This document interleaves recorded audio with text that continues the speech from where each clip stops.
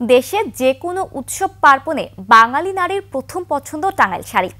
ঈদ সামনে রেখে তাই তো টাঙ্গাইলের তাঁতপল্লীতে বেড়েছে ব্যস্ততা। রাত দিন এখানকার ঘরে ঘরে চলছে বাহারি সব ডিজাইনের শাড়ি বোনা।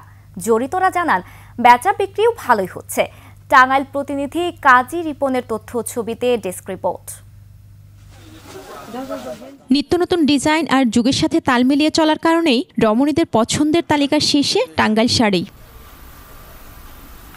শাড়িতে নতুনত্ব আনার জন্য ভেজিটেবল ডাইং করা হয়েছে গাছের ছাল, হরিতকি সহ বিভিন্ন প্রাকৃতিক রং দিয়ে, যেটা মানবদেহের জন্য উপকারী। ভেজিটেবল ডাইটা সম্পূর্ণ কেমিক্যাল মুক্ত, এগুলো সম্পূর্ণরূপে দেহের উপযোগী, দেহের কোনো ক্ষতি হয় না, মানুষ ব্যবহার করে এটা আনন্দ পাবে, উপকৃত হবে। সারাদিন কাজ করি, তারপরের দিন একটু দিন থাকতে আর কি কাপড় শেষ হয়। পিওর সিল্কের থেকে শুরু করে হাফ সিল্ক পর্যন্ত হয়, 1.5 দিন লাগে কাপড় বানাইতে।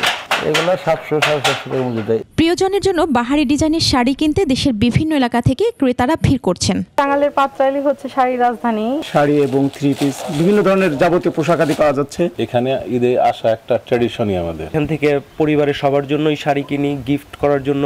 মসলিন বা সিল্ক সহ বিভিন্ন রকমের শাড়ি থাকলেও সুতি শাড়িগুলোর চাহিদা সবসময় বেশি থাকে বলে জানালেন ব্যবসায়ীরা। এই ঈদে আমি যা দেখতেছি সেটা হচ্ছে সুতি শাড়িটাই বেশি চলতেছে, হ্যাঁ, আর তার মধ্যে চলতেছে হাতের কাজের যে টাঙ্গাইলের যে ঐতিহ্যবাহী যে শাড়িগুলো হাতের কাজের, সেই শাড়িগুলো চলতেছে। মাসলাইজ কটন হাতের কাজ এবং হাফ সিল্ক, টাঙ্গাইল তাঁতের অরিজিনাল যেটা তাঁত হাতে টুকটুক করে বুনে সেই বালুচুরি এবং জামদানি, দেখা গেছে 3000, 4000, 2000 এই ধরনের শাড়িগুলো বেশি চলতেছে। জিআই পণ্য ইস্যুতে বারবারই ষড়যন্ত্র হয়েছে, তবুও শাড়িগুলো টিকে আছে আপন মহিমায়, এমনটাই বলছেন ব্যবসায়ীরা।